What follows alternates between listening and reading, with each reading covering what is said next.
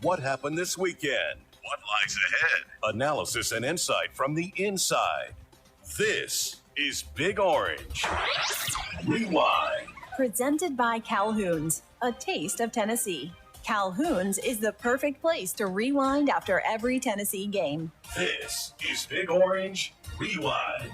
With the voice of the Vols, Mike Keith, and VolQuest.com's Brent Hubbs. So glad you're with us for another edition of Big Orange Rewind presented by Calhoun's. Regular season finale in the books. Vanderbilt 45, Tennessee 24. Brent Hubbs, let's jump right into it with the Rackley Roofing recap, a breakdown of Tennessee's loss to Vanderbilt presented by Rackley Roofing, transforming the roofing industry with unmatched customer service, detailed documentations, and the highest safety standards. Rackley Roofing, the proud official roofer of the Tennessee Volunteers. Second half was the difference. It was 21-all at the half. Vandy won the second half 24-3, and they were able to move the ball consistently, keeping it away from Tennessee, and by virtue of their ability to score, putting pressure on the Tennessee offense to answer, which they were not able to do. It was disconcerting in every regard for Coach Josh Heupel and everybody who loves Tennessee. Didn't win any area of the football game in the second half. Didn't win any part of it. Didn't win in the line of scrimmage. Didn't win in terms of limiting big plays. Didn't win in terms of stopping the run fits at the second level, third level offensively. Didn't have the consistency that they needed to move the sticks. Critical drops, critical penalties that were costly offensively. Disconcerting. I mean, you got beat in every facet of the game the final 30 minutes. And I think Josh Heupel expressed that post game to the Vol Network, to us and to me at the Vol Network, and in his post game deal too. There's no sugarcoating it. They got beat soundly, especially in the last 30 minutes. But even for 60 minutes, other than a couple of the turnovers and the one drive where there was the two holding penalties, Tennessee didn't get much done in terms of slowing Vanderbilt down the entire football game.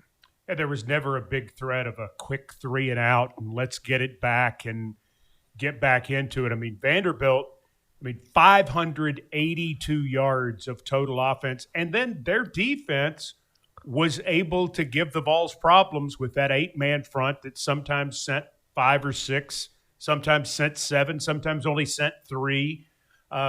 Tennessee did not have the consistency offensively to really figure it out, and then pass protection became a big factor in the second half. No doubt, and Joey Aguilar was sacked twice in the first half, twice in the second half. Felt like he was on the move a lot for the entire game. Deshaun Bishop had 90 yards on his first 12 carries, including the 35-yard touchdown run. His last 8 carries, he had 22 yards. So whatever adjustments Vanderbilt made after that long run, and certainly into the second half, really gave Tennessee's run game problems. Now, Tennessee didn't run it a ton in the second half because they were playing catch-up in the fourth quarter in particular. But even when they tried to run it after that one run, there was not a lot of chunk plays there. Here's another stat, too. Vanderbilt was 7 of 10 offensively on third down conversions. They were 5 for 5. Half of their third down conversions were 3rd and 3 or less.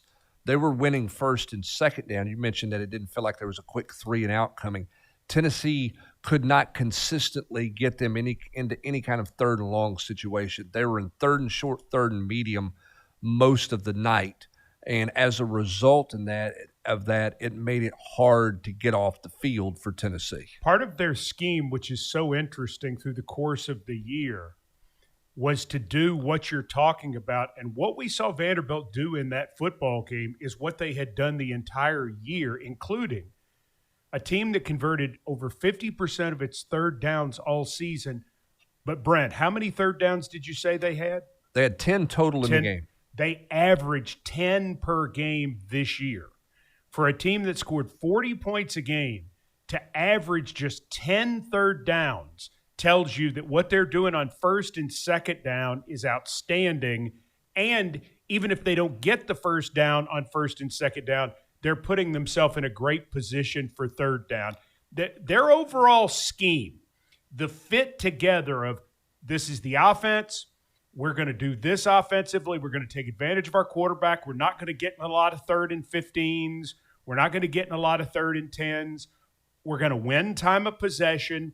We're going to take pressure off of our defense to where we can get after people in certain situations and not be worried about it, because we're going to put the pressure on them with how we score.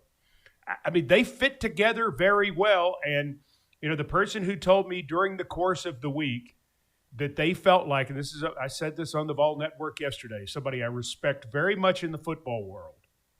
He said it's one of the best coached football teams he's ever seen.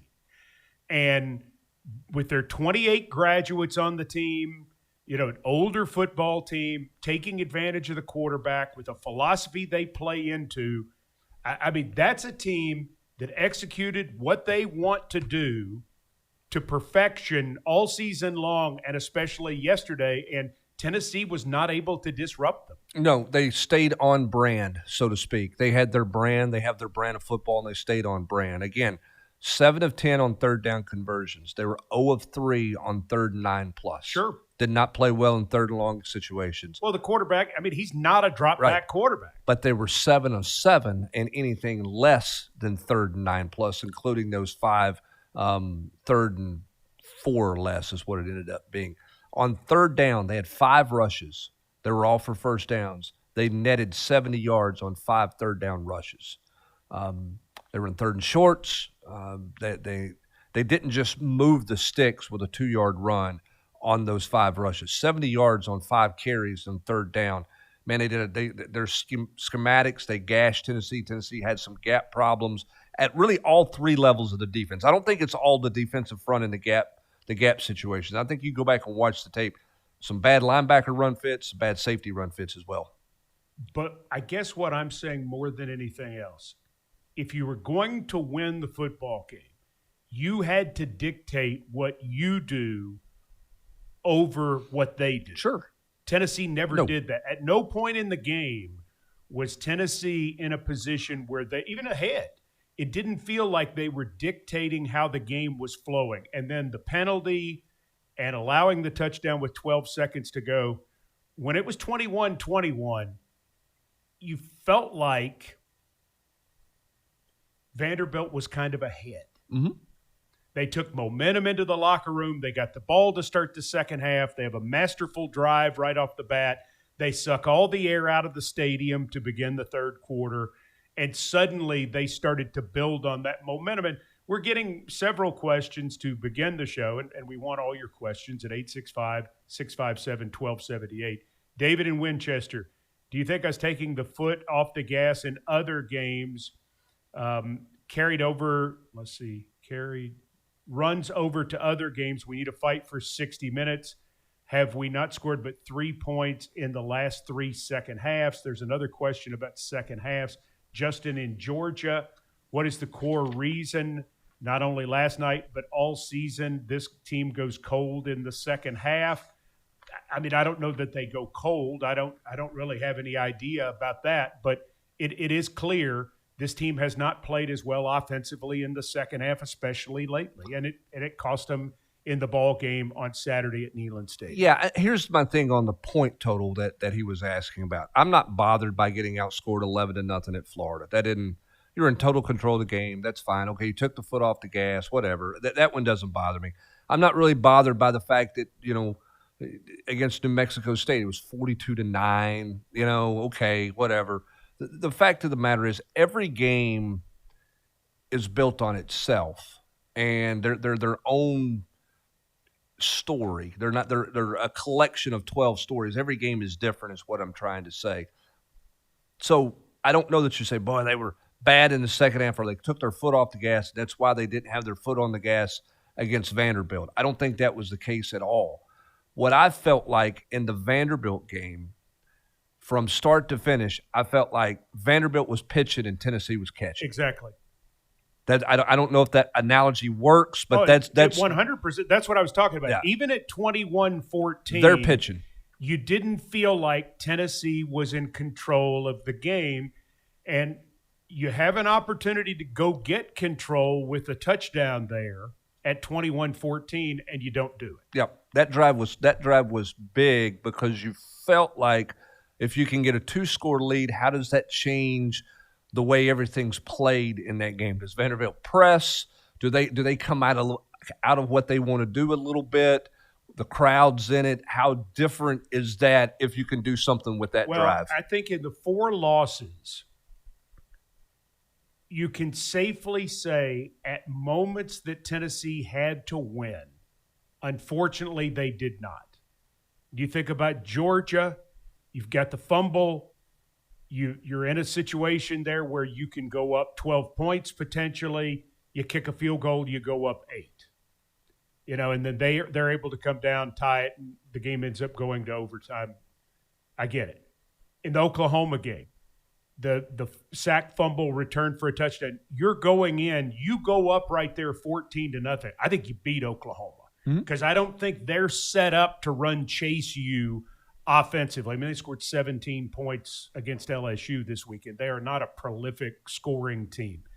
In the Alabama game, into the first half, even if you come away with 3 and you've weathered all this stuff in the first half, you're only down 6.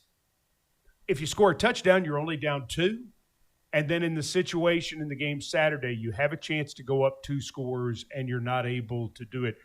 That, to me, is a bigger question than second half that I think I'm sure that Josh Heupel, that's probably the thing that one of the tops of the list that bothers him. Well, I think when you do a self scout and a deep analysis, if you're Josh Heupel and you're reviewing this season, I do think you have to look at, were we a 60-minute football team? And I don't think that means play calling. Did we take our foot off the gas and our kids got complacent and they didn't know how to play 60 minutes? I think you have to look at, though, was this team physical enough? Were they mentally focused enough? Were they mentally tough enough, physically tough enough to play 60 minutes of football the way you needed to play 60 minutes of football? I think that's a different question than did play call and take their foot off the gas. That's fair. That's my viewpoint of that. I'll take one more to your point. You get the fumble in the third quarter against Alabama after you've scored on the Bishop touchdown. You have a real chance to weather the storm of the disaster of the end of the first half, and you don't do anything with That's great. it. I mean, you take it down and make it 23-20 right there. Ball game. We're on. Game on. Well, I mean, look at Vanderbilt. Vanderbilt threw 2 bad picks yesterday. And you scored 2 touchdowns. And you scored 2. So Vanderbilt threw 2 picks, but they just kept coming. Mm-hmm. That's the thing you had to – I mean, on paper, you say you turn the ball over like that twice and it leads to 14 of 21 points. You're getting beat. That's just – you're at Tennessee. You never beat Tennessee. You never win in Knoxville. But Vanderbilt, to their credit, weathered the storm and just kept coming. And they sort of banged their way out of the box and then got the lead and didn't turn around. That's what you're talking about. If the ball comes to Perlotti and he picks it up and runs with it, may not score, but he certainly would have advanced it further. And then you could have been in a situation right there where you do take it in and score and make it 23-20. Well, and you go back to the toughness, the mental toughness question a little bit too. First half, second half, whatever. You get the turnover against Georgia. First thing you do is you get a 5-yard penalty to back you up. You get that turnover where Perlotti doesn't run with the ball, but you get the recovery there. Bad snap cost you 7 yards. Right. It's the compounding of things, whether it's first half, second half, that is more troubling to me than you didn't stay aggressive enough with play calling in the second half and some things like that. I do think you have to look at, are you a team that keeps coming? Did you continue to do and just hammer away at people for 60 minutes? I think that's a part of your deep dive when you overall look at your program's toughness, where you're at mentally and physically at this point. I'm not saying that they failed in any of that they're not, but I think you have to ask those questions. Especially in this conference now. You can't do a deep dive based solely on numbers. If you just look at numbers and stats and that's your deep dive, I don't think that's a complete enough deep dive that any coach should make about his program at the end of the season. I think you have to look at all things encompassing when you do a year-end deep dive. You got to talk to your exiting players, but you've also got to look at everything that centers around getting ready to play. How do we practice? Do we practice the right way? Is there enough contact? Is there too much contact? Why did you have the injuries that you had? Strength training, nutrition, everything is on the table to review, not because you're this dysfunctional, fractured, oh my gosh, the sky is falling, this program's off the cliff. I'm not saying that. I'm just saying when you don't get done what you had the opportunity to get done, you have to look at it as more than just saying, well, we're 3 plays here, 2 plays here, this play, that play. I mean, you got to dive deeper into that. And I think Josh Heupel does that. I think he will do that at the end of this season, as he does every year. Next question, no name on this. It's concerning to me that we were not the more physical team in most games this year. They get punched in the mouth and then not respond. Vanderbilt gave us enough bulletin board material that motivation and physicality shouldn't have been an issue. I don't disagree. I mean, I think Tennessee has to be more physical, and that's what I'm talking about for 60 minutes. I mean, I think Tennessee has to stop the run better than what they have. I mean, in 12 games, Tennessee's given up 1,760 yards on the ground. That's the most they've given up since 2001 when they gave up 1,931 yards in 13 games. In 5 of the 8 SEC games, the opponent rushed for 190 yards or more. You've got to be able to stop the run in this league. You have to make somebody one-dimensional somehow, some way. I think it starts with stopping the run. I don't think you can spread everybody out. You can go no huddle, Mike. You can do all those things you want to. But at the rudimentary level of football, it comes down to being able to stop the run. And I think Tennessee's got to be better at stopping the run than what they have been this year. They certainly were not very good at it on Saturday night. I mean, Diego Pavia rushed for more yards than any individual had this season, and the most yards rushed against Tennessee since Cody Schrader did it with Missouri when he rushed for 205 yards in 23. So you've got to do that better. Whatever, is that scheme, is that mental fits, is that physicality, is that physical, whatever. You've got to improve in stopping the run. Don't you think, especially with 9 conference games, it just doesn't feel like the scheme answer is the answer. Because everybody, listen, people are good coaches. They're going to have plans. Vanderbilt had a good plan. You saw Oklahoma had a good plan. Okay, great. But the fact of the matter is those teams first and foremost just came off the ball. They came off the bus coming off the ball. Mm-hmm. And that's got to be a factor in it is the physicality part of it, I think more so. And again, you could tweak. Are we going to play more 3 linebackers? Sure. Are we going to run blitz more? I get it. But they in that game yesterday, Vanderbilt was coming off the ball and they were making it happen. Mm-hmm. On both sides. Yeah. And I think that's where Tennessee, again, when you do your deep dive, you got to look at why is that the case? What happened in that one? What happened this year in terms of not being as successful stopping the run? Didn't run it as well as you've run it in years past. Just over 2,000 yards. First time you've not rushed for 2,500 yards or more in the Josh Heupel. I don't think everybody spent the summer figuring out a scheme. Now, you ran it less rushing attempts because you threw it better. Right. But you still weren't consistently effective enough running the ball. In SEC games. Ramon Foster said this, I guess it was yesterday or maybe been the week before. It's not about the yard total or the volume of carries. It's about your ability to line up and run it when you need to be able to line up and run it. Well, it's like Deshaun Bishop in the Florida game.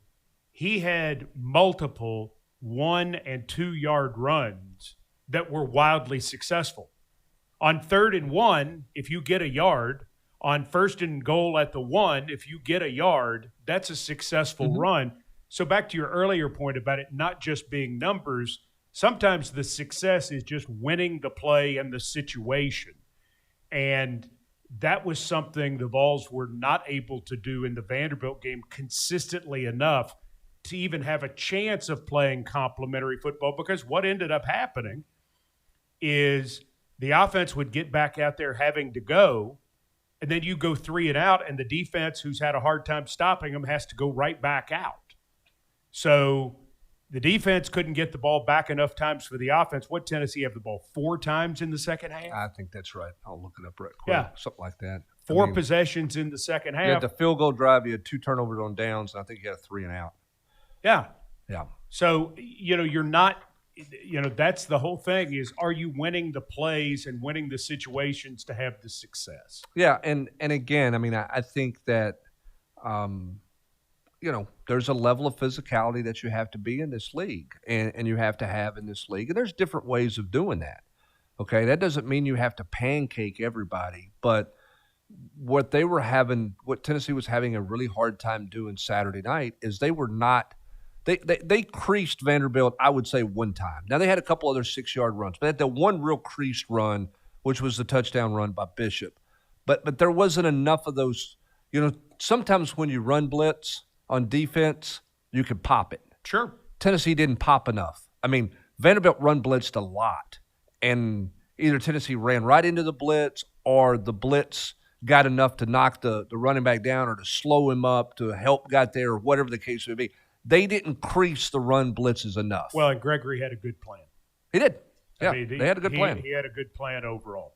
That is our chance to take a look at the Saturday game, the Rackley Roofing Recap, presented by Rackley Roofing, transforming the roofing industry with unmatched customer service, detailed documentation, and the highest safety standards.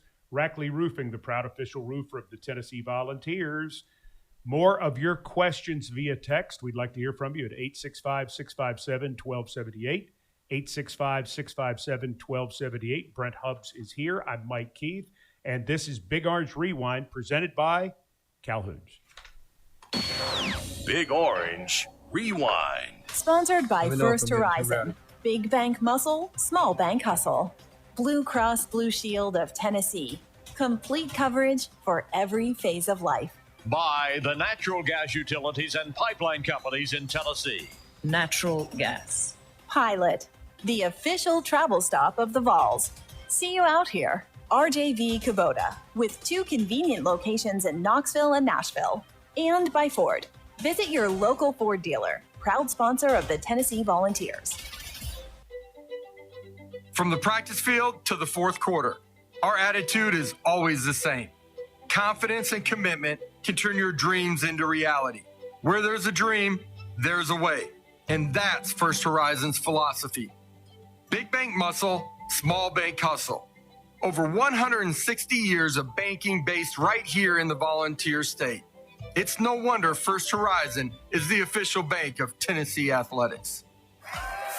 The fans are out today, Gabe. That's right, Mike. Big games mean bigger tailgates. Check out that Ford F-150 truck, a championship caliber performance. Flawless execution, Mike. Smart, powerful, and with available Pro Power on board, F-150 just took this tailgate over the top. Work or play, it's always game on with a Ford F-150 truck. For the latest offers, see your local Ford dealer, proud sponsor of Tennessee Athletics. See Owner's Manual for important operating instructions. Tennessee basketball fans, your Volunteers are taking over Music City this December for a top 25 matchup versus Illinois. Get your tickets now for Music City Madness, presented by Charity Water on Saturday, December 6th in Nashville, featuring the Volunteers battling the Illinois Fighting Illini at 7 p.m. Tickets are on sale through Ticketmaster or visit TennesseeIllinois.com for full information. It's the Vols and the Illini, December 6th in Nashville. Be there. Rackley Roofing is now the official roofer of the Vols, and Rackley is more than a roofing company. They're part of the communities where they work and live, investing in neighborhoods and opening doors to a career in an industry that's growing year after year. Rackley Roofing's mission is clear: transform the roofing industry with unmatched customer service, detailed documentation, and the highest safety standards. Because Rackley believes the ladder to a great roof is only as good as the people who climb it. Rackley Roofing, building roofs, building future.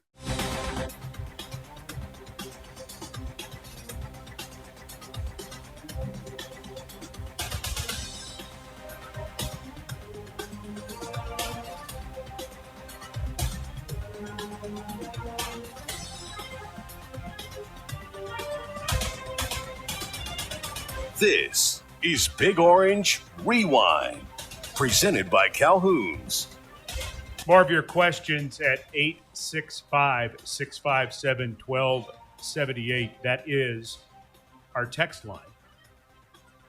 This is Kevin in Knoxville. Interesting question. You ready? Sure. Was this a 6-6 team that went 8-4, an 8-4 team that went 8-4, or a 10-2 team that went 8-4? While some disappointment is understandable, a lot of it feels overwrought. I appreciate the discussion of what Coach Heupel and Tennessee can do to self-scout and improve. Again, Kevin in Knoxville. I think it's a great question. I don't know that there's a great answer to it, but I think it's a great question. And Do you have an answer? Well, here's where I'll start with an answer. Whatever everybody's record, whatever you think it should be at the end of the year, sometimes it doesn't match your expectations in the previous year or at the start of the year. And sometimes your expectations change during the course of the year. And so I think if you would have told somebody in July they're going to go 9-3, they would say, that's a good year. Why you go 8-4? Well, I mean, you like to be a little better than that, but you got a new quarterback, you got this, that, and the other. Then you play a team that's a playoff team, that's traditionally one of the best teams in the country, that gets better throughout the year and is a good team in Georgia, and you line up to kick the game-winning field goal that doesn't go through the uprights, and you lose that game, and you go on to lose in overtime. So when you come out of that game, all of a sudden your expectations are different because the quarterback you brought in at the end of May goes 14 for 14 or whatever it was in the first quarter for 170 yards. And you go, man, if you're doing this to Georgia's defense, you do this to everybody. So the thought was there's the jumping off point. Man, this team young, playing a lot of young players, how much better are they going to be a month from now is what you thought coming out of the Georgia game. And so you thought, okay, Alabama's going to be hard, but you get Oklahoma at home late. You get Vanderbilt at home late. Your head coach has talked about young players don't have a chance, don't have time to be young. They're not going to be young by the time you get to November the 1st. And Tennessee didn't play well enough to back the last month of the season. Florida wasn't what you thought they would be. That's still a quality win because you hadn't won down there. But you didn't get it done at home against Oklahoma. And you played arguably your worst game of the year against Vanderbilt. And so I don't really have an answer to this question, but I think don't you think the expectations change for a lot of people based on what happened with the Georgia game? I'm just taking it literally. Okay. I'm taking his question at face value without expectation. I think it was an 8-4 team that went 8-4. And it's very possible that you lost to 4 playoff teams. Vanderbilt might get in. Maybe. They will be on the cusp. They will certainly be 13 or 14 at the very least. So you lost to the 2 teams that are going to play in the SEC championship. You lost to an Oklahoma team that has played excellent football down the stretch, and you lost to the best Vanderbilt team ever that might be in the CFP. That's who beat you. So hang on. Okay. 3 of the 4 of them you beat last year. So that doesn't make you very happy. You beat 3 of the 4 of them last year. The question that I think you come out of this with, because if you'd asked me before the season and I would have known even half of what would go on, I would have thought this was probably an 8-win team. With all of the new and with the quarterback situation, which turned out better than I thought or anybody would have thought, I would have said, it's probably an 8-win team. Could they have gotten to 10? Yes, they could have. But that's who I think they are, and I think that's what the statistics tell you as well. I think with the penalties or the turnovers or the short-circuiting at different times that they had in key moments, I think that's who they are. The question I have is, how do you get back into that mix of being a playoff team? I don't think you're that far away, but to me, the games that you lost, Georgia's Georgia. Alabama has played better football this year. Oklahoma has played better football this year. And guess what? Vanderbilt has played better football. Statistically and otherwise, their stories at this point tell a complete story. So I think that, my opinion, just for what it's worth, an 8-4 team went 8-4. I think they were 9-3. I think a 9-3 He didn't say team. that. Well, He said Well- 10-2 that went 8-4. No, I would say no. I picked them to go 9-3 in the preseason. I thought they were a 9-3 team. I did not think they would lose 3 games at home. I don't. And if you to answer your question, how do you get back to where you're talking about? You got to win your home games. Sure. You got to hold serve at home. But look what Vanderbilt did in the transfer portal. Yeah, I mean, Look what Oklahoma with Jim Nagy did a heck of a job filling some holes. They were a lot better football team than Tennessee played last year. A lot better. Mhm. Alabama was improved largely because of the play of Ty Simpson. Their quarterback play was dramatically better in 2025 compared to what they had with the all over the road they had in 2024. And Georgia's Georgia.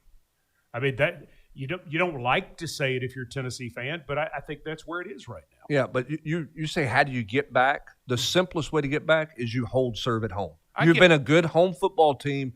You have Well, to beat people at home. Yeah, and I think the way to do that is more dudes. Yeah, well, I think it's always more dudes. It's always been about having more dudes. I mean, always. If you ask me how you fix it, it's back to what you said in the last segment: key moments, mental toughness.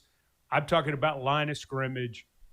The guys who do that are dudes. Mhm. They just find a way, and they're going to win when they have to win. They're going to win, whether that's offense or defense. That's what I think you've seen the people who have improved add in different spots. I think the other question that you have to look at in your assessment of having more dudes is the development of your dudes that you have. Agreed. Not just going to the portal to get Mr. Fix-It and everything's a Agreed. fix. The portal's got to be fill holes, not fill everything. And so, Right. and I know you're not saying that to what it is, but I think, do you have dudes on your team, and are your dudes getting better at the rate they should be getting better? I'll give you an example. Jesse Perry. Mhm. Jesse Perry's a guy that came out of nowhere to be a starter this year. And I think he's a good football player. That's the kind of guy you have to keep developing within. You need those guys.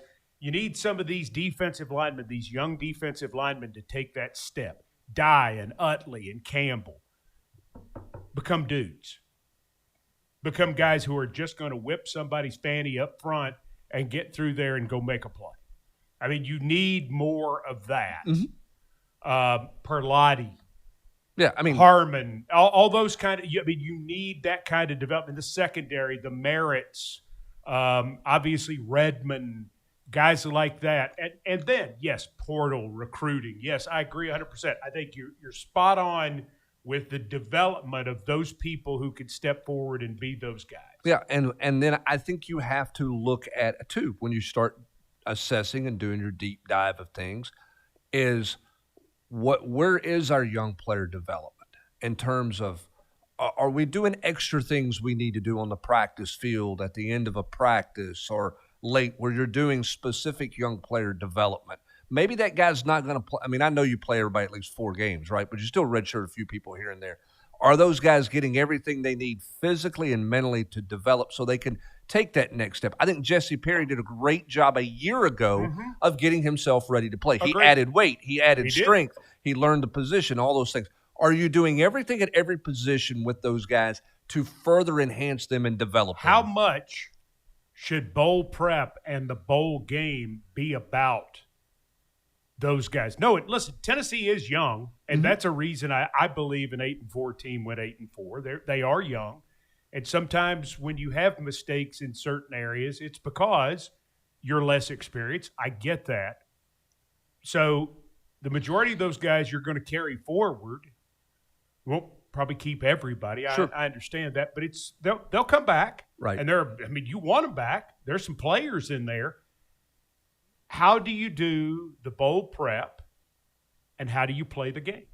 Well, I think the game has emerged as a young player's game because you have people opting out naturally anyway. So you're going to have some guys who probably don't play in a bowl game by design. That's going to be their choice. And so there's a natural ascension to young players in a bowl game that it's, I don't want to call it an exhibition game, but it's it's no longer the celebration of the season that it once was in bowl life. Even if you have, say, your linebackers, and you know that they're important and they're coming back, do you play the young guys more in the bowl game? Even though, like I said, I know you got your starters, you're excited that everybody's going to come back, but just to see, hey, can we play a package where we stick this guy at defensive end because we just got to get him on the field?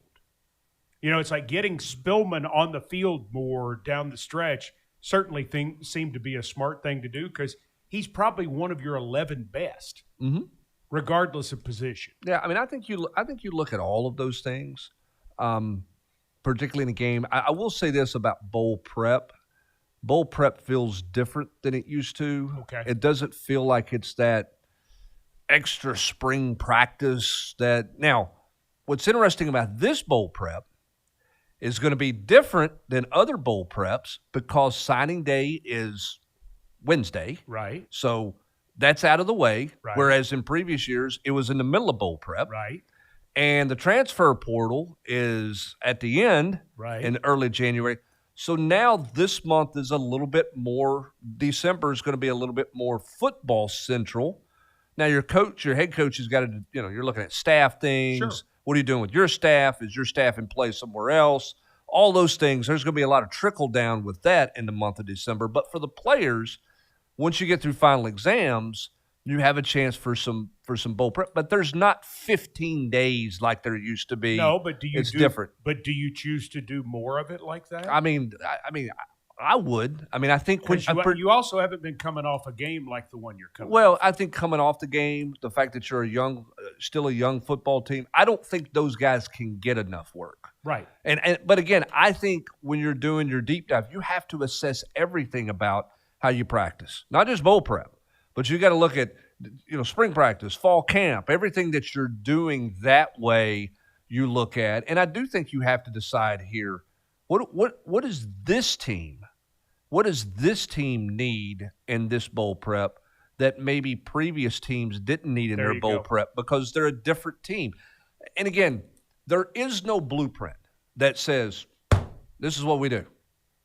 This is what we do. Every fall camp, this is exactly what we do. Right. It depends on what your team makeup is. If you're a young team, you probably got to hit more.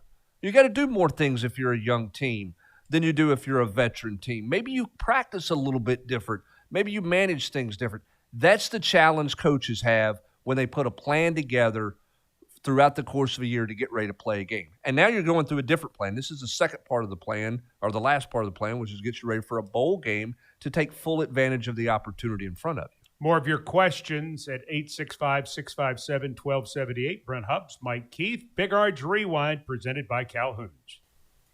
The Vol Walk is a legendary journey from Circle Park to Gate 21 at Neyland Stadium. This is Coach Josh Heupel. Speaking of legendary journeys, Pilot's been out here fueling game day road trips and tailgates for over 60 years. That's why they've partnered with the Vols to preserve Neyland Stadium, ensuring that traditions like the Vol Walk endure for generations to come. Next time you head out to cheer on the Vols, make your game day journey legendary with a stop at Pilot. See you out here.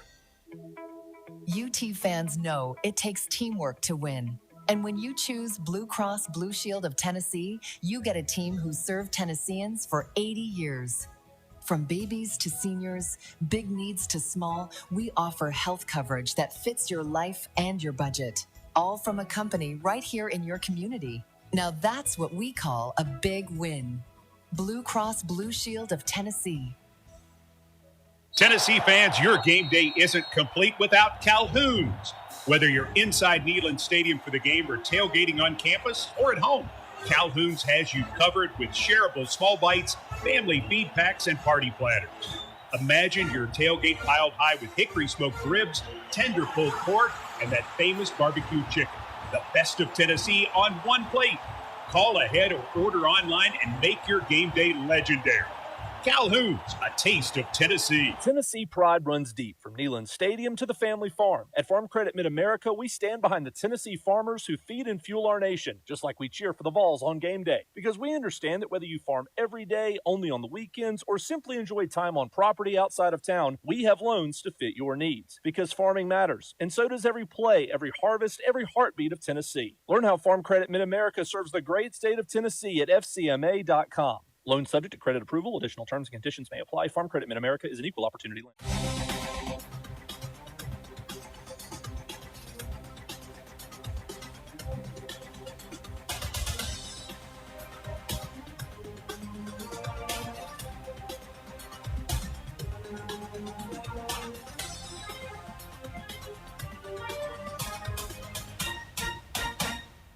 The week ahead.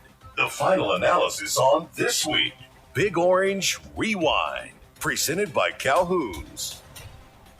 This season, enjoy and celebrate the great, refreshing beverages that support University of Tennessee athletics. Light and crisp, truly hard seltzer, Twisted Tea, real brewed iced tea with a twist of lemon. Modelo, brewed for full-time ball fans. Coors Light, choose chill. And Ball Lager from Yeehaw Brewing Company. Distributed across the Volunteer State by Cherokee Distributing. Remember, celebrate responsibly, and 21 means 21. All right, Brent, we've got a specific question for you. And, of course, my computer just went dark, as it always does when I'm getting ready to come back to it. And now I've forgotten my own password. Come on, man. Come on, man is right. Come on. 63 effort. Here we go. 63 effort? You're giving me a Butch Jones term here? It's the only thing that popped into my head. Is it really the time for that, Brent? It's not. It's just the only thing that popped in my head at that point. Yeah, okay. Sorry. Brick by brick. Brent. Okay. Yeah, I'm back. This is Jeremiah and Hickson. Brent, what are the tea leaves currently saying about a potential bowl destination with all of the regular season results complete outside of the conference championships? I think right now, my two odds-on favorite would be Tennessee either in Jacksonville at the Tax Slayer Bowl or Tennessee in Nashville for the Music City Bowl. Okay, so let me ask you this about the situation with the bowls based on the SEC championship game, for instance. Alabama and Georgia are both going to the playoff. Yeah, I think in Alabama, even with a loss, I think Alabama still gets it. Sure, I think so. Yeah, they have enough quality wins, and they're not going to be penalized by 2 losses to Georgia. I wouldn't think so. So if that's the case, why aren't things, at least in terms of the rumors, more lined up about where the rest of the league is going to fall? Well, I think so you think Alabama and Georgia are in, then Oklahoma. I think Oklahoma's in. Okay, and then Ole Miss. Yes. Okay, is the league getting a 5th?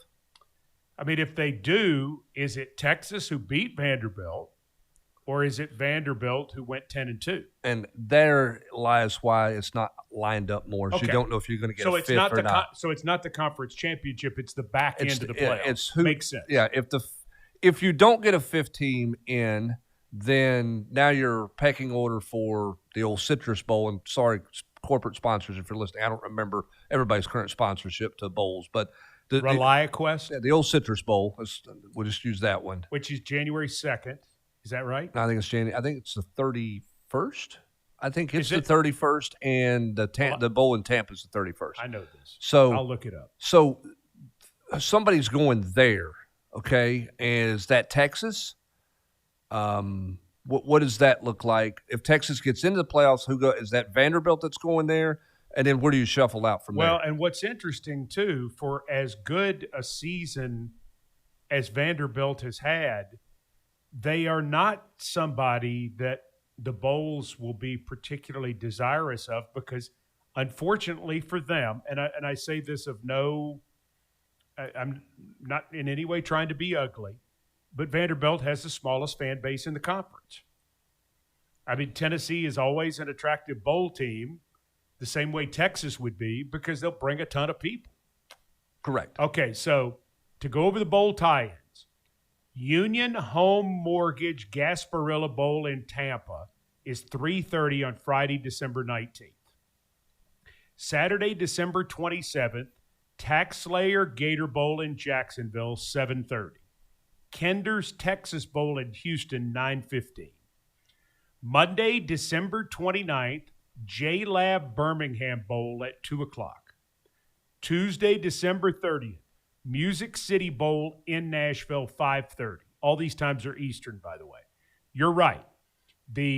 On Wednesday, December 31st, ReliaQuest Bowl in Tampa is at noon. Cheez-It Citrus Bowl in Orlando is at 3. Friday, January 2nd, AutoZone Liberty Bowl in Memphis at 4:30. Duke's Mayo Bowl in Charlotte at 8 o'clock. So remember this rule too is you cannot select, say, an 8-4 team over a 10-2 Vanderbilt team for the Cheez-It Bowl. Right. So that's why Orlando is out of the equation. Because Vanderbilt would have to go to that. Okay. Unless Vanderbilt got into the playoff. Right. Okay. So I was just saying I'm not saying Vanderbilt would be selected over Tennessee. I'm saying that Vanderbilt might not be the very first bowl choice. Right. Because of their fans. But if they have 2 more wins than the next competitor, then they're going to be the choice for Orlando. But they only have 1 more win over Texas. Right. Okay. Unless Texas got into the playoff over Vanderbilt, then there you go. There okay. you go. So you've laid it out. That's why all of this is not – that's why it's not as clear, because it depends on what happens with another SEC team in the playoffs. So, but who's Tennessee competing with in essence? At this point, you're looking at Missouri. Okay, so you're competing with Missouri. Texas, if Texas doesn't get in, is going to go, in my opinion, they're going to go to Orlando or Tampa. Okay, if they don't get in a CFP. And so is Vanderbilt. One's going to Orlando, one's going to Tampa. Okay. Then it becomes Missouri, Tennessee, LSU, kind of in that next pecking order when you talk about Jacksonville, Nashville, and Charlotte. Who has the first call in that? Well, they put this rule because you can't do the backdoor good old boy stuff anymore where you promise ticket sales, which is how Tennessee found themselves in Jacksonville the first time when they went back bowling, where Tennessee ended up in the Taxslayer Bowl and nobody really knew why. You can't do those deals. So schools put in their desire, like kind of your pecking order. Here's where you want to go. And some schools maybe don't want to go to a particular bowl site because travel, or because they've recently been there. They've been in that state too many times. You know, if you played 4 years in a row in the state of Florida, do you really want to go to Jacksonville? Maybe you're looking for a different destination. So you kind of let the conference know where your interest lies, and then the conference kind of sorts and pecks things out from there. What's interesting is the Taxslayer Bowl in Jacksonville, how desirable is that bowl game for anybody in the league because it's played on the 27th. Okay? If you're playing on the 31st, you go down Christmas night. If you're playing on the 27th, you're going to not be home for Christmas. You're going to go to that bowl site pre-Christmas. How many teams, when we're much closer to a playoff or bust mentality in terms of the teams that you're going to be looking at for that bowl game? Let's face it. Where was Missouri early in the year? They got off to a fast start. A lot of people thought they might have a shot to be in there with their schedule. Quarterback gets hurt. Tennessee, can you be a repeat playoff team? You got these games at home. You lost in overtime to Georgia. You're playing Oklahoma with a chance to stay in the playoff hunt. So where's the excitement level for that one? And then you've got a new coach at LSU. Where's their excitement level? What does that look like for them? Get a break and be back with more of Big Orange Rewind presented by Calhoun's. Hey, Vol fans, did you know anyone can shop Co-op? We're not exclusively for farmers. We're here to supply everyone with essential supplies for farm, home, and animal. With more than 80 years of being the go-to rural lifestyle source in Big Orange Country, our family of co-ops is driven to serve you and your chore list. Find a location near you by visiting ourcoop.com and go Co-op. In this town, we don't just root for the team. We are the team. We rise before the sun, stay long after the lights go out. We are Big Orange Country, and with this team stands another, UT Medical Center. We heal the hurt, fuel the comeback, keep Vol Nation stronger, tougher, together, with care that never lets up.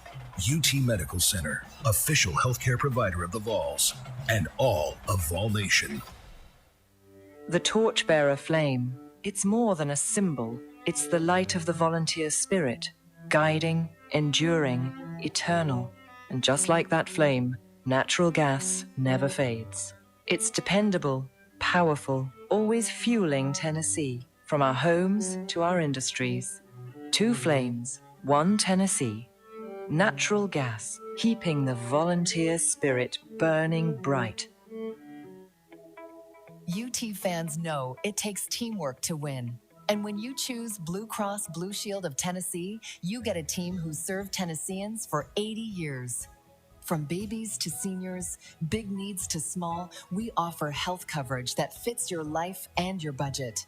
All from a company right here in your community. Now that's what we call a big win. Blue Cross Blue Shield of Tennessee.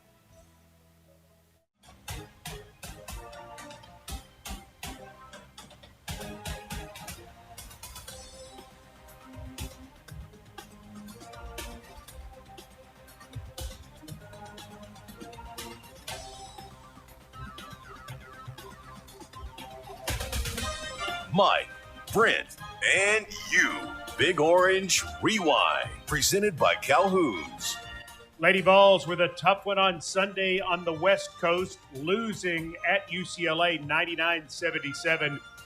UCLA number 3 in the country. Tennessee basketball Tuesday night from snowy Syracuse.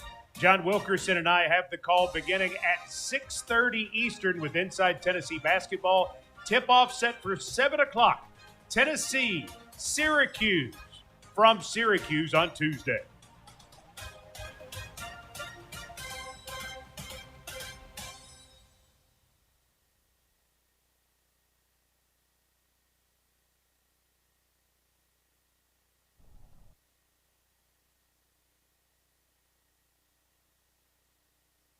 Miss any of today's Rewind? Catch the full podcast with Mike Keith and Brett Hubbs. UTSports.com. We are the Vol Network.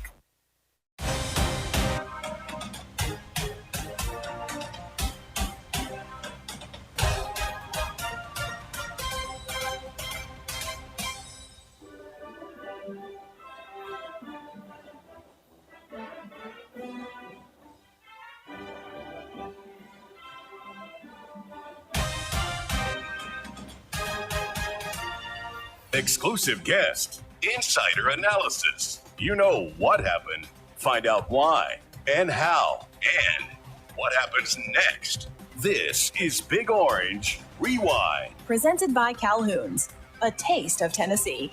Grab a taste after the next Tennessee game. Calhoun's. So glad you're with us. Big Orange Rewind. Mike Keith, Brent Hubbs. Great calls or great texts that we receive throughout the show every week. We love to have yours. Brent really doesn't like it, but I do.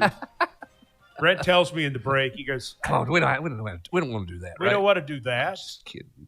Come on, man. Don't set me up like that. Well, everybody's in such a good mood anyway. That's exactly right. We all need a little chuckle. We do. We need a little chuckle. Everybody could use a little chuckle. 865-657-1278. We love them because that's why we're here. Yeah. Whatever you want to talk about. It's the rewind. We're looking at it. All right. You ready? Yep. Let's go. So our guy Kevin in Columbia. Kevin is the man. That's all. I'll start with that. But Kevin says the coaching carousel will have a residual effect on assistant coaches being poached. Will you see some of the Tennessee assistants being poached? And do you see Coach Heupel making some decisions on his own in regard to the coaching changes? All right.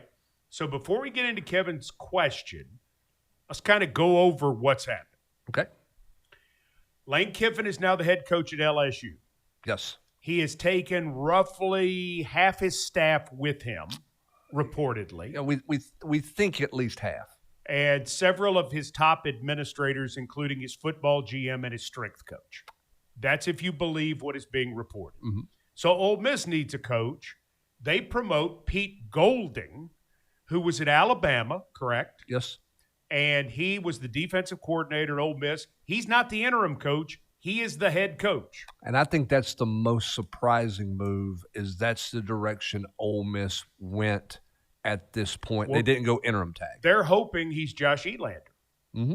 that the guys support him and that everything will continue to roll along. Sounds like Joe Judge is going to stay and take a bigger role in the offense. We'll see. So Pete Golding is the new head coach at the University of Mississippi. Alex Golesh, ex of South Florida, is now the head coach at Auburn. And that was a surprise. A lot of Auburn people did not anticipate that. There was a real thought yesterday that DJ Durkin was going to get promoted from defensive coordinator to be the head coach there. And then they end up not going that direction, and they hire former Tennessee assistant, former Iowa State assistant, former UCF assistant, former South Florida head coach Alex Golesh. And it seemed as though on the broadcast of the Iron Bowl Saturday night that they thought it was going to be Durkin. Because as I'm watching the telecast, and I don't have a dog in that fight or know anything about Auburn, other than they're in Auburn. No, I mean, I know some things, but I don't have inside information.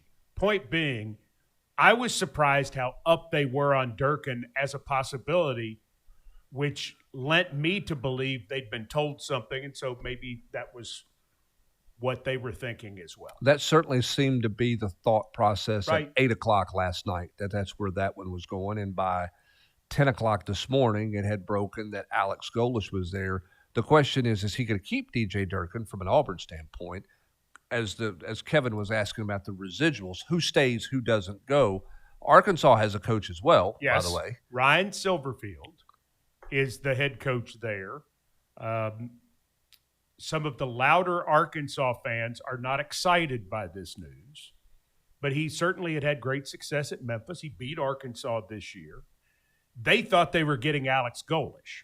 And they weren't elated about that one either, but they had come around to that one only to find out that had not happened. No. And the rug was pulled out from under them on Because that they one. thought they were getting the Memphis coach early in the week, and then by the middle to the end of the week, it was Golesh, and then boom, Golesh ends up at Auburn, and they end up with Silverfield. Yeah. And Florida is making a hire. They're hiring John Summerall from Tulane.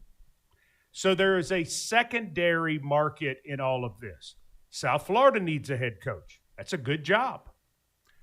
Michigan State fired Jonathan Smith. They need a head coach. I mean, Michigan State has some football history. And that appears it's going to be Pat Fitzgerald, It sounds former like Northwestern It coach. sounds like Pat Fitzgerald is back in the business. After he settled his lawsuit with Northwestern, you knew he was getting back in. I'm a huge Pat Fitzgerald fan. I think he's a really good football coach. Yeah, I think he is. I think he did a tremendous job at Northwestern, and I kind of thought he might be in play at Penn State, and it didn't happen. I think the biggest question out there from a head coaching standpoint, no offense to South Florida, no offense to Tulane, no offense to Memphis and North Texas, who are all looking for head coaches, where's Penn State? Penn State got to the party pretty early in the carousel. And they're still on the carousel. They haven't come off yet. Where are they going with a head coach? Well, but to Kevin's question, though, I don't think Penn State's hiring an assistant from anywhere. I don't think so either. Okay. So you're looking at various staffs, and you're saying, okay, does a Tennessee assistant or a former Florida assistant or an Alabama assistant and an Alabama assistant has gotten Oregon State. Right. So you're wondering what happens here. Does somebody interview at North Texas? Does somebody interview at Memphis?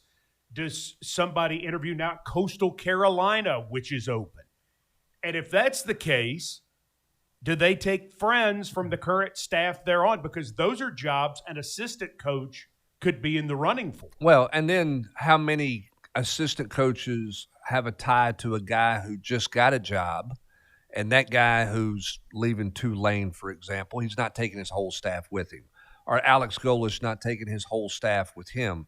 where are they looking for coaches from, right? They're going to look at places where they have ties and they have relationships. So to Kevin's question, we don't have a definitive answer, but there's going to be a lot. I mean, we're not yet to that part of the carousel, and that part of the carousel is going to be really wild, particularly in the SEC, because there's been so many changes in head coaching jobs. Who stays? Does Lane Kiffin keep his defensive coordinator at LSU? Does DJ Durkin stay at Auburn? If not, what does that look like? Well, I mean, DJ Durkin would be somebody a lot of people would be chasing after to be a defensive coordinator, one would think. Yeah. Does he really want to be a head coach? Well, does he interview? Does he end up with North Texas or Coastal Carolina or Tulane or Memphis or whatever? Yeah. Sure. And so that's the part that you're just kind of waiting to see how all of that shuffles out and where it goes from there. And that's something that you have to look at. And to his second part of his question, in terms of Josh Heupel making changes, I think, again, and this is not a cop-out answer, you better deep dive everything. And what you have to look at is, do I have the right fit of people to help me assemble a championship roster? Do I have the right fit of people to help me develop the roster into a championship level? And that's all positions. That's not just an assistant coach. That's all kinds of things. It's analyst roles. It's strength conditioning. It's everything. Do I have the pieces I need to have to go win a championship? Okay? If you're getting subsidized financially to assemble a roster, and the people who are putting that together feel like they're giving you the keys to a car that's good enough to go win, you got to build the car. Are my people building the car the right people to build that car? Well, look at Florida. So they go hire John Summerall, and we're a little biased on him because Jason Swain, our Ball Network broadcast partner, played high school football with him in Huntsville. They're both in the Hall of Fame, by the way. Yes, nice. Yeah, both in the Huntsville Hall of Fame. So Jason swears by it. Mm-hmm. Jason says this is an amazing hire, amazing person, organized guy, knows the game. He thinks Florida's made a good hire. To a certain extent, and I'll let Jason talk about this on his own shows, he's not elated because he doesn't really want him to be at Florida. But that's a thing for another time. He's glad the Vols aren't playing Florida in 2026. But he swears by it. The Florida fans are saying, at least some of the vocal ones, how is this not Billy Napier Part 2? Right. Now, as I had a conversation with someone last night about this who's in the media world, he's like, that's a fan's viewpoint that's pretty short-sighted. Just because he comes from a smaller a group of 5 conference in the state of Louisiana doesn't mean he's the same guy. But my point is like, well, why is – I get the Florida fans questioning about that because a week ago, 4 days ago, they thought they were in the middle of the Lane Kiffin chase. They thought they were going to go get the splash. This is not the splash they anticipated. No, and it was funny because while we were preparing for the Florida game, I was reading the person that I call the Brent Hubbs of Florida. So their insider guy. And he had them hiring Lane Kiffin. It's going to happen. Here's how it's tracking. And he was not making bold predictions. He obviously had sources and facts. By the time we got to Saturday, by the time we got to Tennessee-Florida game day, he took a different turn that day. He was clearly told that something had changed. Was it on the Kiffin end? Was it on the Florida end? What was it? But it had changed. And so, yes, they're thinking, have we hired Billy Napier too? Which you're 100% right, is not fair. But I understand that point. I understand it. I mean, but listen, when they hired Billy Napier, they thought they hired a guy. They thought they hired the guy. And at my former workplace in the National Football League, in talking to personnel people, they thought that Florida had hired an absolute home run. They said, listen, this guy is something else. And I was like, golly, really? They've hired, seriously? Well, it didn't work out. I think Billy Napier will probably end up somewhere, maybe somewhere in this rotation. And we might find out he's a little better coach than what everybody in Gainesville thought. But we'll see. Anyway, didn't work there. The other thing Florida did is they've hired Dave Caldwell as their general manager. Dave Caldwell is a really sharp football guy. He's the former GM of the Jacksonville Jaguars. He got dealt a bad hand there by some coaching stuff that I don't think it was his idea. He's a sharp dude. Florida had clearly not figured out NIL. I bet right now that's changing in a heartbeat. Dave Caldwell is like a Jim Nagy hire at Oklahoma. He is a guy who knows how to piece things together with a roster. He'll understand the money. He'll understand the positioning. He'll understand how you have to space out certain things with your cap. Do we spend this much on a high school player? Do we spend this much on a transfer? On and on and on. Do we spend this much on our own players? Florida has made a dramatic shift in terms of how they operate football as of today. Mm-hmm. And that part, now, I'm not saying that guarantees that Right. they're going to win 10 games, but philosophically, they have made a big switch where they were shockingly behind.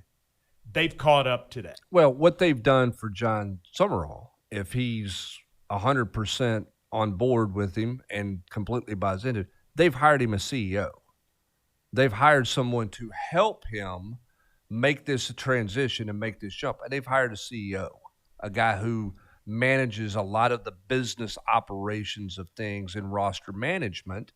Not saying this guy's going to dictate everybody who's on the roster, but he handles a lot of those types of things. And you're seeing that grow in college football around the place everywhere. Lane Kiffin's got a guy he trusts. He took him with him to LSU. He's taking him with him. Auburn is keeping Will Redmond, who is their GM. They're going to keep him on staff, and Alex Golesh is going to work with him. He is a pretty prominent name at Auburn and is a guy that administration and athletic director completely trust to handle those CEO roster management duties that way. And we're seeing those roles increase in numbers across the state. Virginia Tech, or across the state of college football, Virginia Tech hired the GM before they hired James Franklin. And so you're seeing that continue to evolve and become a part of the college game. And Cal's GM just fired their head coach. He just fired Justin Wilcox. Ron Rivera just fired Justin Wilcox. Yep. And got a win over SMU. And Andrew Luck fired the Stanford coach. Right. And so those guys are in some places they're very prominent and they have a lot of power. They have a lot of say. Ron Rivera has been very public and very vocal about his role as the GM at Cal, his own press conferences, all those types of things. And other places, it is a more of a behind the scenes and a smaller scale role. There is no clear blueprint on how to do it, but you're seeing more people have those guys with a bigger role now. Well, the same way GM jobs in the NFL are all different. Mm-hmm. I mean, some guys have massive profiles and some guys have no profile at all. So it is done differently from that model. The advantage of having somebody big in one of those roles, I think potentially, is if done well, they can take a ton of pressure off the head coach. They can let the head coach worry about coaching the football team. He doesn't have to worry about dealing with an agent. He doesn't have to worry about, in terms of money matters, dealing with a parent in that way. Yeah, probably parents about playing time and other things. But the GM in that instance, if it works together. Now, the challenge in that is you've got to have a head coach and a GM on the same page. Yes, and you also have to have a group of assistant coaches that understand what's the pecking order of this. Right. Because the assistant coaches are out there doing evals, they're out there recruiting those guys, and they go stand on the table, and the GM, who's a guy in their opinion that didn't wear jockstrap in some cases and hasn't been a deal, and he's telling me, hey, I know what a good player looks like. You don't know what a good player looks like. But that's the push-pull in the NFL too, Brent, is a lot of times the assistant coaches hate the general manager and the personnel people and vice versa, because the personnel people will go out and say, we got you players, now coach them.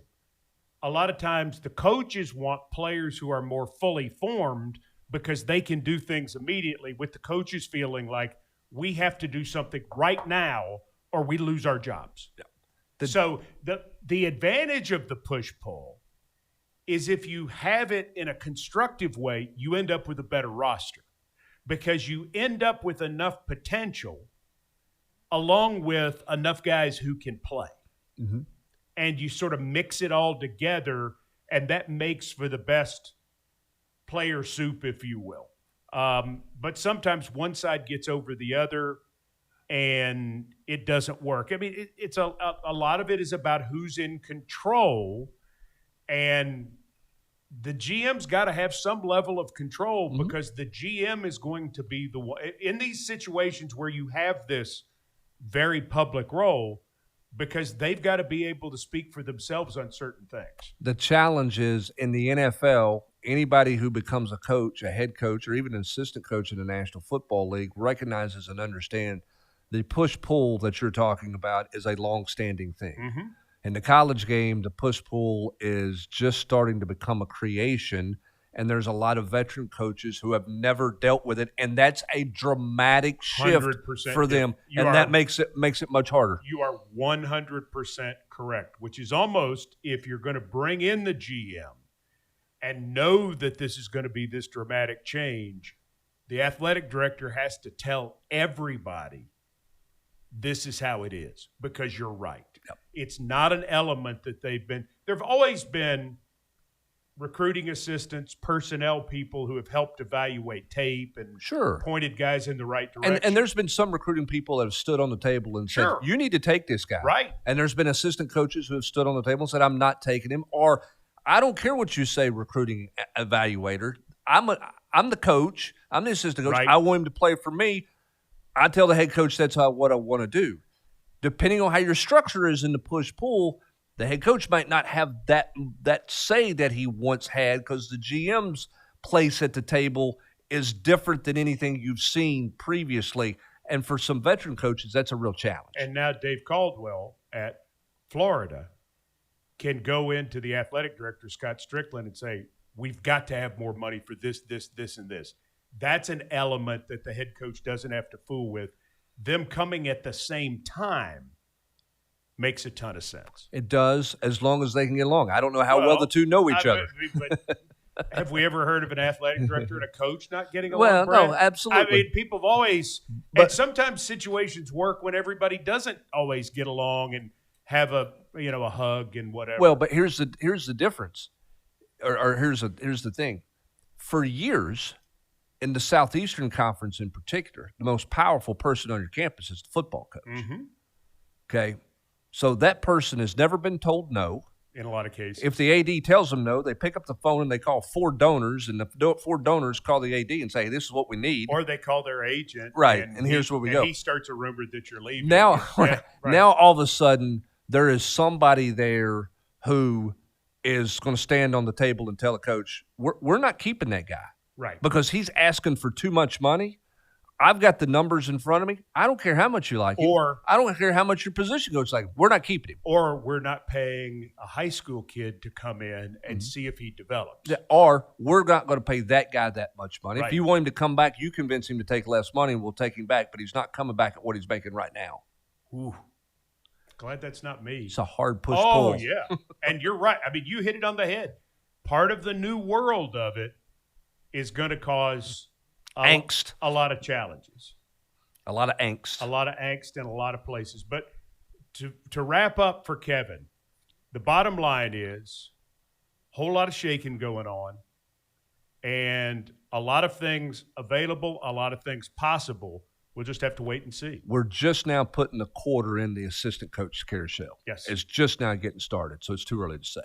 A break and then back with more of your outstanding questions. Brent likes some of them. Why are you on me tonight? What did I do to you? Just a little.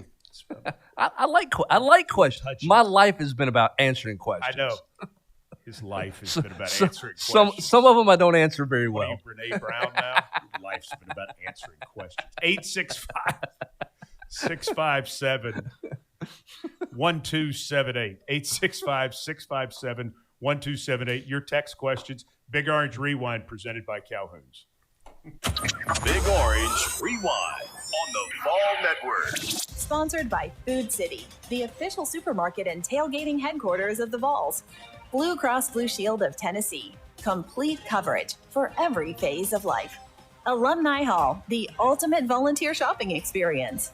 By Farm Bureau Insurance of Tennessee, the official insurance of the Vols. Tennessee Insurance for Tennessee Life. Co-op, proudly supplying your rural lifestyle in Big Orange Country. And by UT Medical Center, the official healthcare provider of the Vols and all of Vol Nation. Hey fans, it's Coach Heupel. In football and in life, some folks just show up. That's Tennessee. They don't call us volunteers for nothing. We're about standing together and doing the right thing on and off the field. That's exactly how Farm Bureau Insurance of Tennessee shows up. They're not just from here, they're for here. Built for Tennessee life.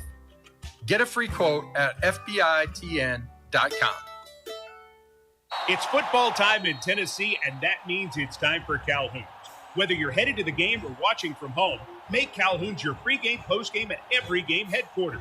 From hickory smoked pulled pork to the legendary ribs, juicy burgers, and mouthwatering brisket, Calhoun's delivers the flavor that fuels Big Orange fans. With 9 convenient East Tennessee locations, there's a Calhoun's near you. So gather your friends, wear your orange, and experience why they're the taste of Tennessee. Calhoun's, proud to serve Vol fans since 1983. At the University of Tennessee, the Vols are known for competing at the highest level on the field, the court, and the diamond. And just like the Vols, Food City excels at everything too. They've got in-store butchers carving up certified Angus beef, fresh local produce, a full-service bakery, Fuel Bucks rewards, and one of the best beer and wine selections in town. Food City, the official supermarket of the Vols, and your home for everything Tennessee. Tennessee fans, the Vol Shop has everything you need to support the Big Orange with a 15,000 square foot store in the Student Union and other locations on Cumberland Avenue, in the University Commons, and inside Neyland Stadium. The Vol Shop is stocked full of official gear and exclusive apparel. The Vol Shop is your go-to retailer for Tennessee merchandise. If you can't make it to campus, shop online at utvolshop.com and be sure to follow them on social media. The Vol Shop, the official campus store of the University of Tennessee.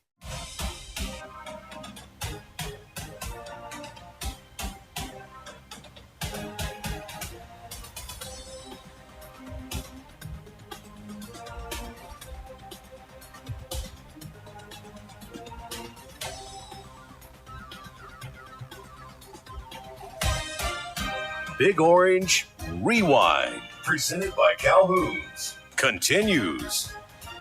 Need a haircut? With the Great Clips app, you can put your name on the list from anywhere and head to the salon when you're up next, because getting a great haircut shouldn't mean putting your life on hold. Great Clips, it's going to be great.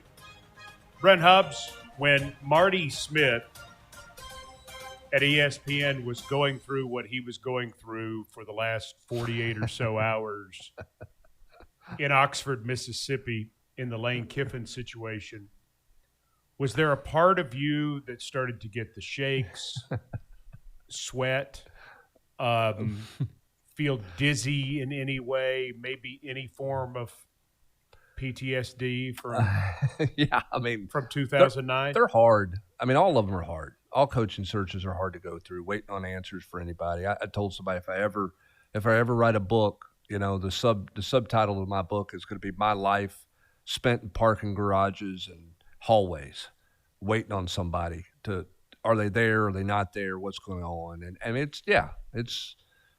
the difference with that one when he left here was bam, he left. This was like, is he going? Is he not going? I mean, that's the part for all those local guys. No offense to Marty Smith and the national people who have covered it, but I mean, the local people that have had to do with that for weeks is I don't wish those on anybody. It's good for business in a lot of ways. I'm not gonna lie to you, but man, they're hard. They are so hard. They're so frustrating. They are so challenging. There's so much. What's a parody account on social media? What's a real account? You're chasing everything under the sun. And you sleep with your phone on your pillow. You never leave its side. You take your laptop with you wherever you go, because I mean, there's nothing like a coaching search, particularly in the Southeastern Conference. And with Lane Kiffin? There's nothing like him. Nothing like it. No, I don't think we'll see another one like this, maybe ever, but certainly not for a long, long time. Until the next Lane Kiffin? Yeah, until the next one, I guess. But, I mean, this one was the whole Friday, Thursday through today has just been a zoo. Just crazy. The whole I want to stay and coach the team through the playoff. You can't. Do you think that was real? I think he wanted to, but I mean, if you're Ole Miss, that's just not a possibility. You just can't, especially because it's LSU. Well, right? and it's LSU, and he's so flamboyant. So he's going to walk off the practice field, or that day for fun, he's going to wear a purple shirt to practice because that's what he does. What does he do on signing day? Yeah, what's he doing? Is he tweeting out the LSU names? Right. Or, is he tweeting out, hey, getting on a plane to go do this? Well, hey, team's getting ready to go, and it wasn't going to work. I think it's impossible for it to work for anybody because you have so much to do in a short period of time. But when you're as public about everything you do as he does, man, those Ole Miss people were not going to sit there and be able to take that. I mean, promoting your next spot while you're finishing out your workload there, it was never going to work in my opinion. And the players reportedly, the senior council or the leadership council, whatever they call them on the Ole Miss football team, went to administration and said, we don't want this. I think I mean, at some point you've had enough, right? I mean, if you're them, like, is it going? It's not going. This, that, and the other. It's like, just give me somebody who wants to coach me, man. Like, let's go. And I think that's the whole 1 foot out the door, 1 foot in there is a really hard sell. I just think for players, for fans, administrators, everybody, you may think in your head you can do it, but it just doesn't work. I mean, David Cutcliffe got it right in 1998. It was the right thing for David Cutcliffe to do, to go to Ole Miss and for Randy Sanders to call that national championship game. It was hard for David, but David made it easy. I can't focus on both. I've got to go jumpstart this deal. Randy Sanders is ready.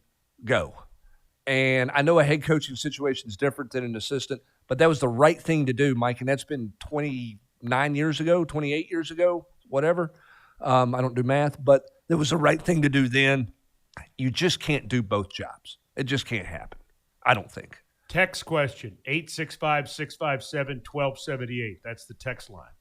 Knowing Diego Pavia was going to run the ball because that's what he does, why do you not put a spy on him? David in Winchester. I don't know every defensive call that they made. I think there were some times they did have a spy.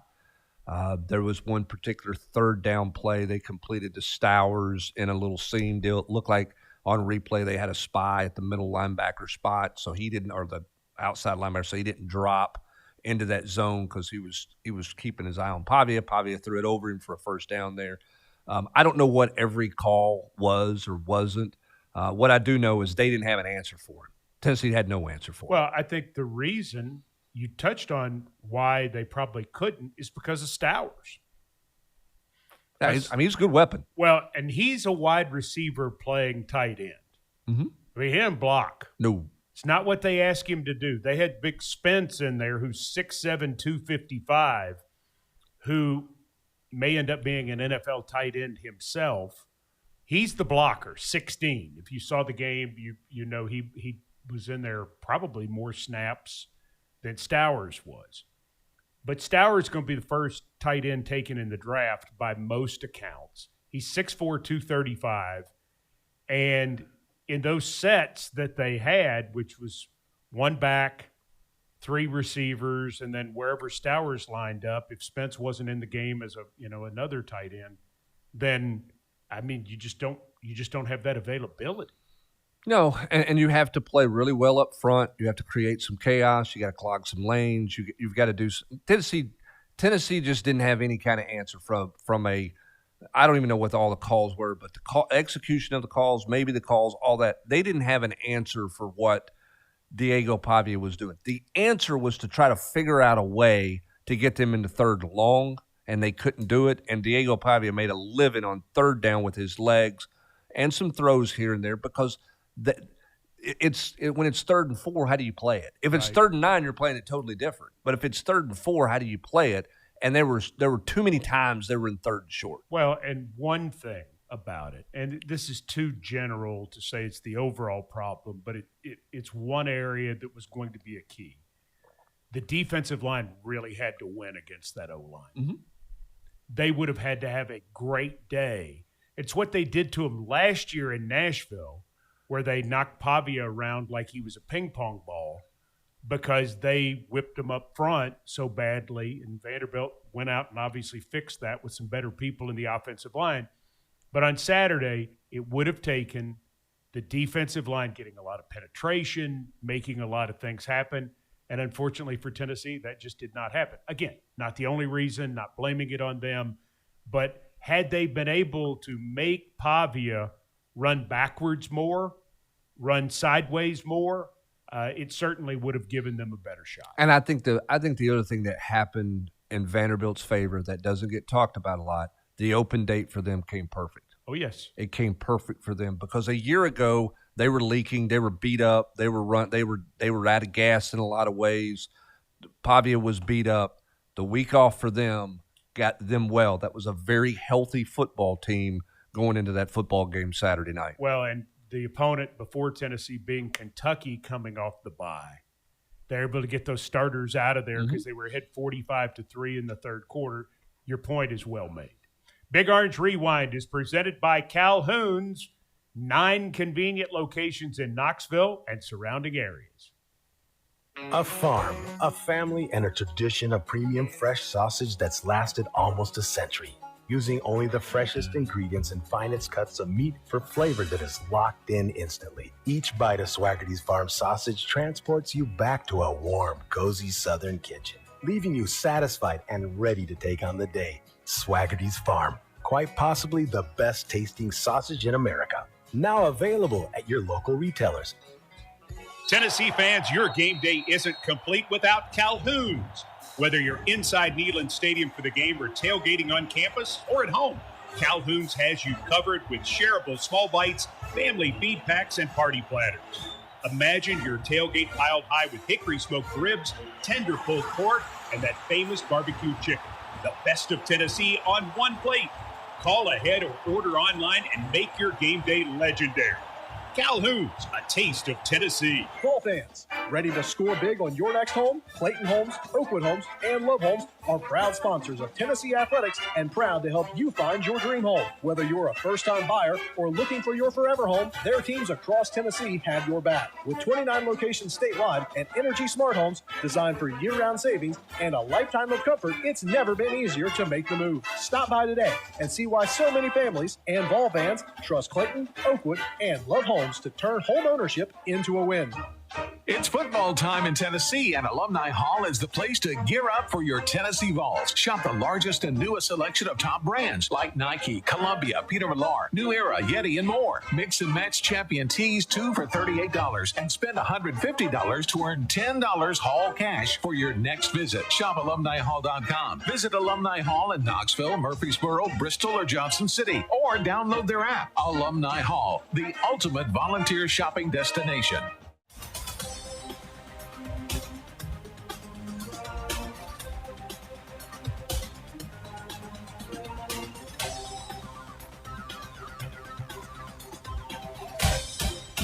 Presented by Calhoun's. This is Big Orange Rewind. Someone had asked on the text line earlier about the Vols' 2026 opponents. The text line, by the way, is 865-657-1278. Tennessee will open against Furman September 5th. The Purple Paladins. They will go to Georgia Tech on September 12th. That is Bobby Dodd Stadium, not Mercedes-Benz Stadium. And then the Vols will be home for Kennesaw State on September 19th. We will see if former Vol assistant Jerry Mack is still the head coach of the Owls, as I would think his name is going to be mentioned for a lot of jobs. Opportunity is certainly going to be there for him. I think he will interview for several openings at this point. So then Tennessee has Alabama, Auburn, Kentucky, LSU, and Texas at home. Road trips to Vanderbilt, Arkansas, South Carolina, and Texas A&M. You know, it's okay. It's a great home schedule. Yes. It's a fantastic home schedule. But it could be worse. How about Vanderbilt's? No. I mean, the 28 graduates on their roster, and then the sort of the step up in what they get in the conference next year. So at home, they have Tennessee, Alabama, Ole Miss, and Arkansas. Those are the 4 home games. They're at Florida, at Kentucky, at Georgia, at Auburn, and at Mississippi State. And I have a hunch that Georgia's going to be Georgia because they're Georgia. At Florida, Kentucky, Auburn, and Mississippi State will be improved. Yeah, I mean, I think so. I mean, you're playing a young quarterback at Mississippi State to close the year. You're playing a young quarterback at Kentucky, something to build off there. And you got new coaches at Florida and new coaches at Auburn. Mm-hmm. But again, the home games, I mean, great for ticket sales. Tennessee, Alabama, Ole Miss, and Arkansas. They're non-conference games. Austin Peay, Delaware, and NC State, all at home. Yeah. There are no. I mean, there's just no layups in this league.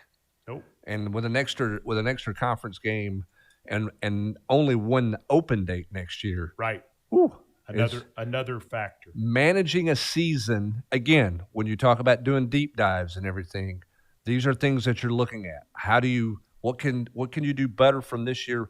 What do you have to adjust to for next year with an extra conference game, one less open date? All of those things are what the CEO responsibilities of the head coach are, beyond drawing up a ball play on the whiteboard. How is Wednesday projected to go for Tennessee on signing day? I think it's good. I think it's projecting to go well. You're trying to finish. You're always concerned with anybody taking a late visit. There have been a couple guys who have taken late visits who are committed. I think you're always concerned about the coaching movement out there. Now, with Florida hiring John Summerall, Tennessee wasn't going head-to-head with Tulane for a bunch of players. With Auburn hiring Alex Golesh, they weren't head-to-head with South Florida for a bunch of players. So you don't worry necessarily about that as much as you would, although they're going to certainly call up as many people as they can on the phone and say, hey, do you have any interest, and try to throw some money at some guys. But I think for them, they're probably looking more portal help.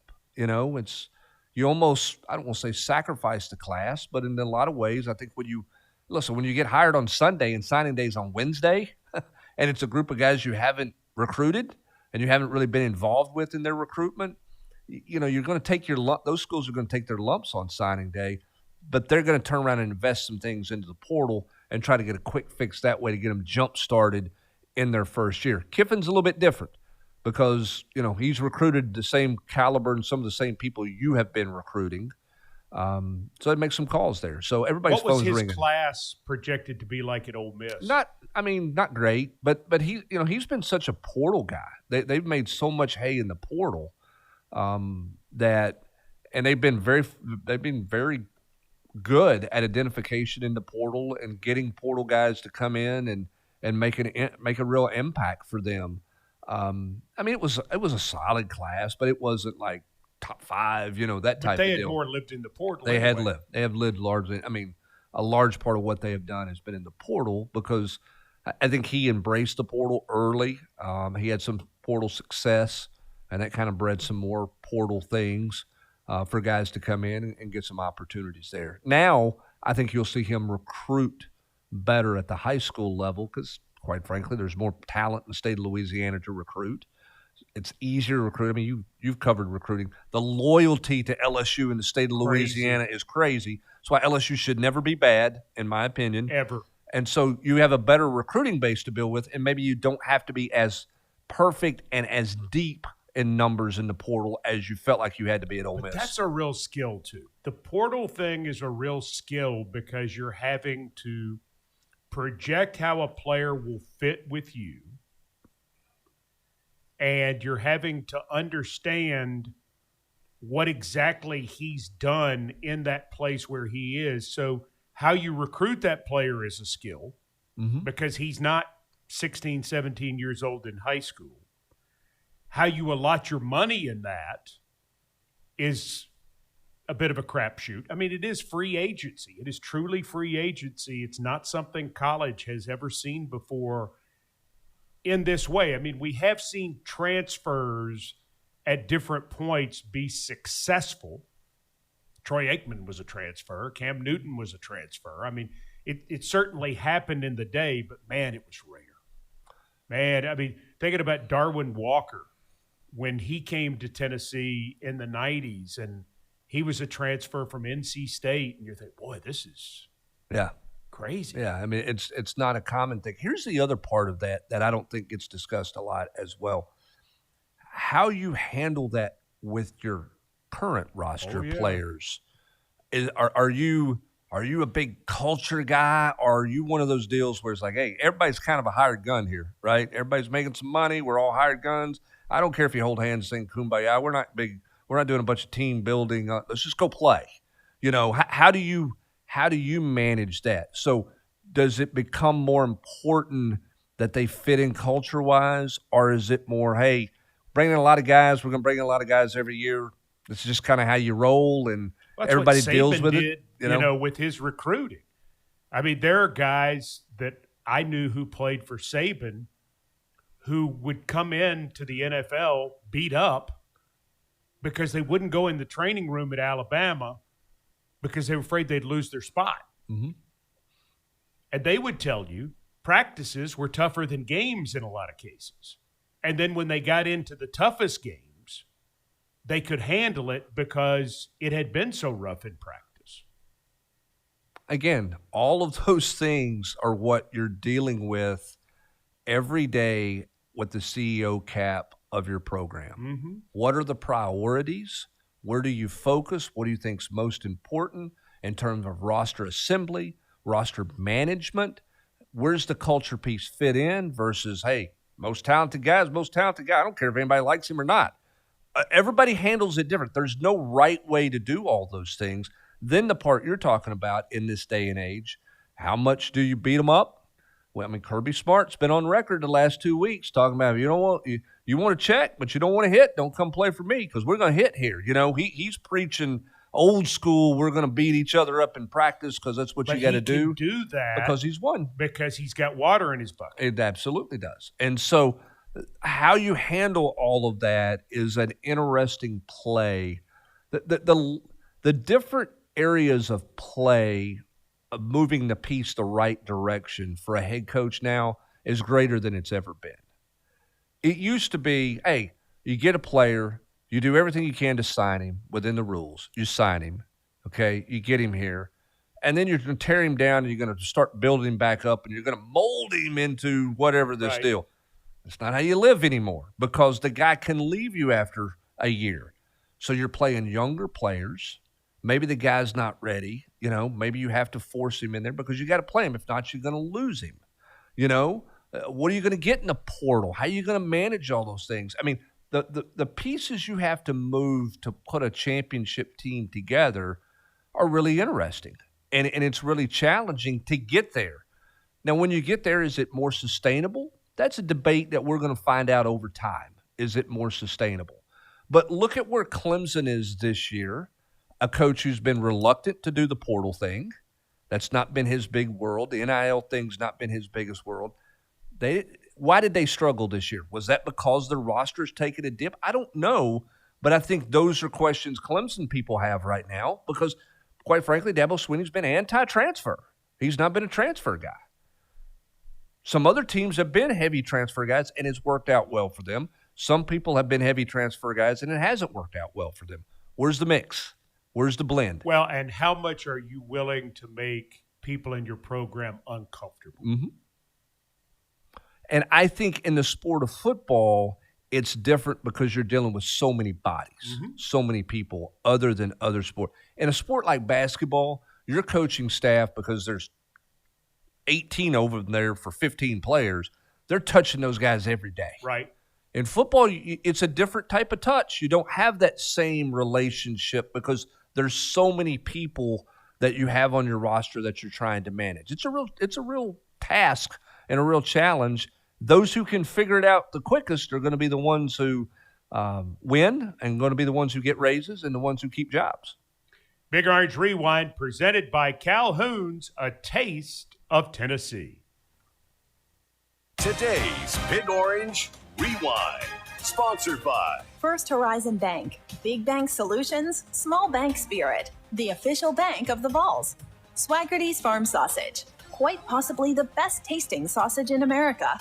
By the Tennessee Fund. Join the My All campaign today at IWillGiveMyAll.com. Rackley Roofing, the official roofer of the Vols. And by Ford. Visit your local Ford dealer. Proud sponsor of the Tennessee Volunteers. Vol Nation, if you're looking for quality performance apparel, look no further than Turtleson. Founded by UT alumni out of Bristol, Tennessee, Turtleson designs clothes and accessories that fit your lifestyle. From the office to the country club or the Tennessee Volunteers tailgate, Turtleson has the apparel that looks as good as it feels. Ask for Turtleson wherever you buy your volunteer gear or visit Turtleson.com to learn more. Turtleson is a proud sponsor of the Vol Network. Go Vols! Tennessee fans, your game day isn't complete without Calhoun's. Whether you're inside Neyland Stadium for the game or tailgating on campus or at home, Calhoun's has you covered with shareable small bites, family feed packs, and party platters. Imagine your tailgate piled high with hickory smoked ribs, tender pulled pork, and that famous barbecue chicken. The best of Tennessee on one plate. Call ahead or order online and make your game day legendary. Calhoun's, a taste of Tennessee. Coach Josh Heupel on decision making. With our offensive play calling, we have to make decisions quickly. But there's one decision I don't have to make, my bank. Instead of choosing between big bank solutions and small bank spirit, I get the best of both with First Horizon.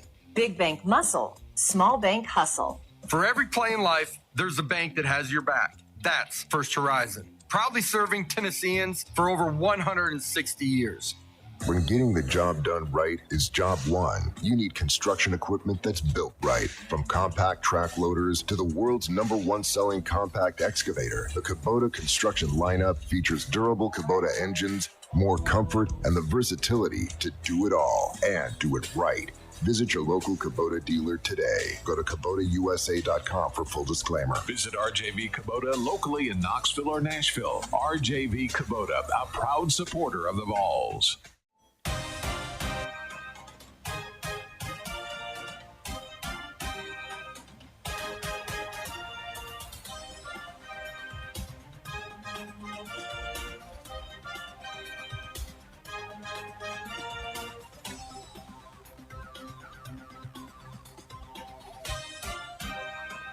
A look back and what's next. Big Orange Rewind, presented by Calhoun's.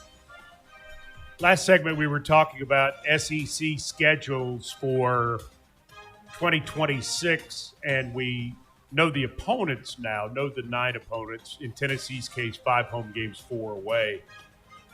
Feel like we'll get that information probably sometime pretty soon after the SEC championship game. Yeah, I think that'll be one of those made-for-television events for the SEC network. I think sometime in December we're going to do it.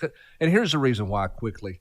One, you got to know when those are for your venues that you're in, Sure. for your travel. Everybody's working on travel for next year. All the ops people are already working on travel. You got to book, basically an entire hotel for these places where you're going to go. So this cannot be something that drags out at length. All the ops people are mad, I'm sure, that they don't have it already. So I would imagine you're going to get that sometime before Christmas. Yeah, that is an incredible job. Oh, it's crazy. I mean, if they made a reality TV series about anything in football, working with the ops people would be the best show because they have to deal with everybody. In the college game, they're dealing with the athletic director, they're dealing with the head coach, all the administrative stuff because their budget lines are incredible. Yeah, it is a very thankless job in a lot of ways. Got to keep everybody happy. You got to get on times. Yeah, the stuff that we never think about. Everybody's got to have their key cards. Meals have to be set. Buses have to be timed out perfectly. The police escorts, where you're going to park, making sure somebody doesn't get in your hotel and pull the fire alarm at 3:00 in the morning. Enough Gatorade for everybody. It's crazy. Yeah, and you also have to do a site eval. Like, okay, you're gonna have sun in this, with this part of the day, Right. that part of the day. It's everything you can think of, and then 1,000 more things you would never think of. Think about planning a vacation to Europe times 100.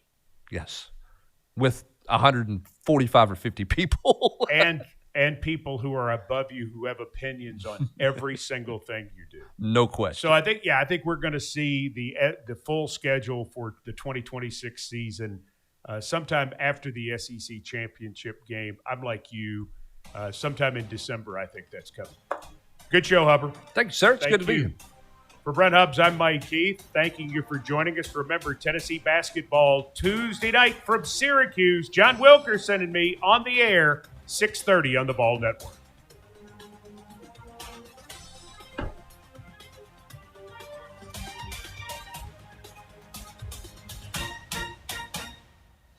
Big Orange Rewind. Presented by Calhoun's, a taste of Tennessee.